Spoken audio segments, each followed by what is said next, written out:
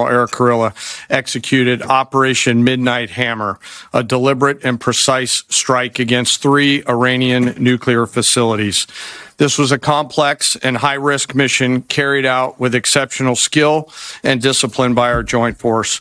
I want to thank every service member, planner, operator that made this mission possible. Their actions reflect the highest standards of the United States Armed Forces.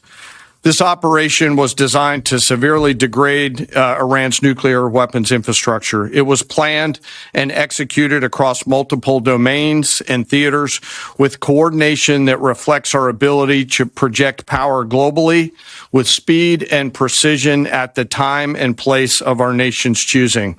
This was a highly classified mission with very few people in Washington knowing the timing or nature of this plan. I'll refer you to the graphic on the side as I walk you through some of the operational details. At midnight Friday into Saturday morning, a large B-2 strike package comprised of bombers launched from the continental United States.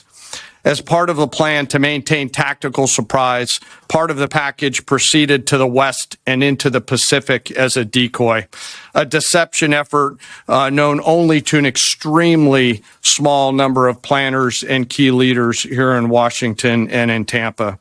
The main strike package, comprised of 7 B-2 Spirit bombers, each with 2 crew members, proceeded quietly to the east with minimal communications.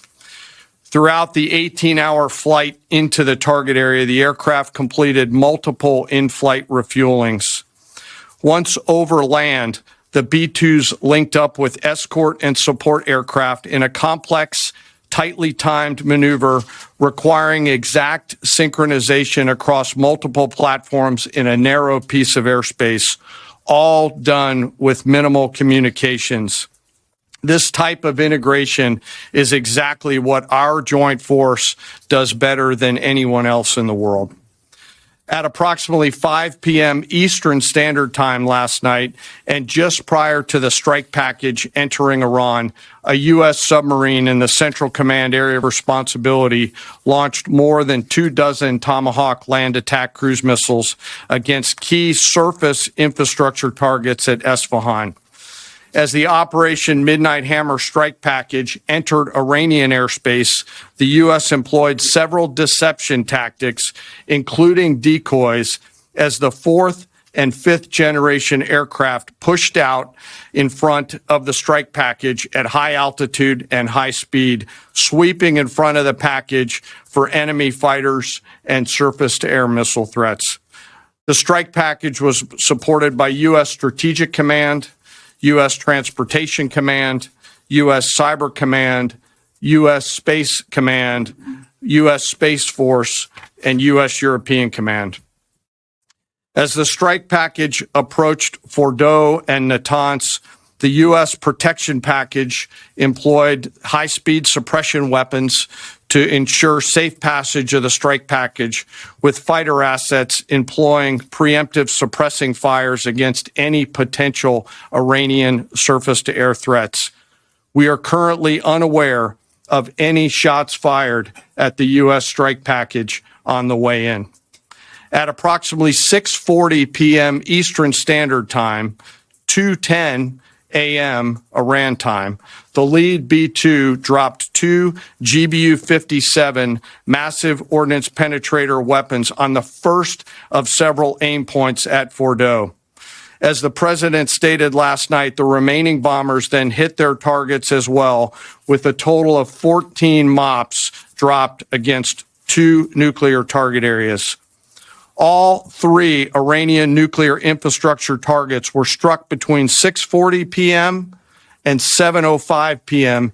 Eastern Time. Again, that's about 2:10 in the morning local time in Iran, with the Tomahawk missiles being the last to strike at Esfahan to ensure we retain the element of surprise throughout the operation.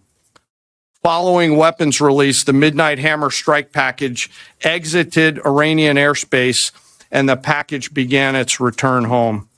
We are unaware of any shots fired at the package on the way out. Iran's fighters did not fly, and it appears that Iran's surface-to-air missile systems did not see us. Throughout the mission, we retained the element of surprise. In total, U.S. forces employed approximately 75 precision-guided weapons during this operation. This included, as the President stated last night, 14 30,000-pound GBU-57 massive ordnance penetrators, marking the first ever operational use of this weapon. I know that battle damage is of great interest. Final battle damage will take some time, but initial battle damage assessments indicate that all three sites sustained extremely severe damage and destruction.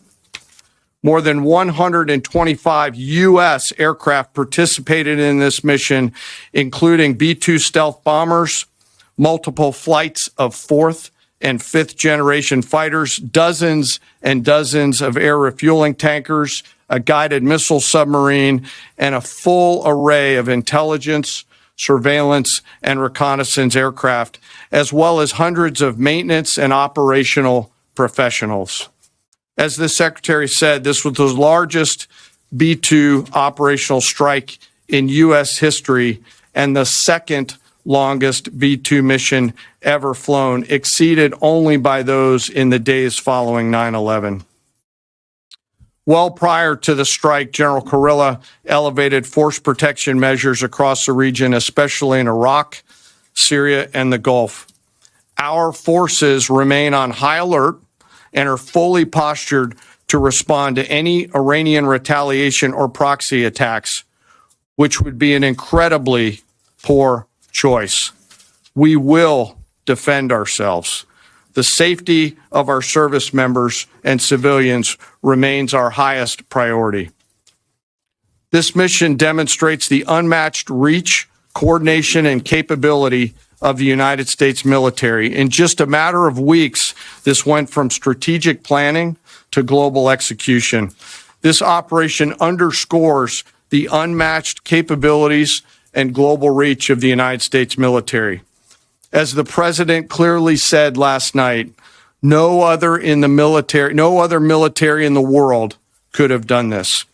I join the President and the Secretary in being incredibly proud of the air crews, naval forces, cyber operators, planners, and support teams, and commanders who made this mission possible. It is their skill, discipline, and teamwork that makes this operation possible. I am particularly proud of our discipline related to operational security, something that was of great concern to the President, the Secretary, General Kurilla, and me, and we will continue to focus on this. As we stand here this morning, many assets are still airborne, and we have hundreds deployed. I ask that we keep our warfighters on their way home and our deployed service member in our thoughts. Our joint force remains ready to defend the United States, our troops, and our interests in the region. Thank you very much.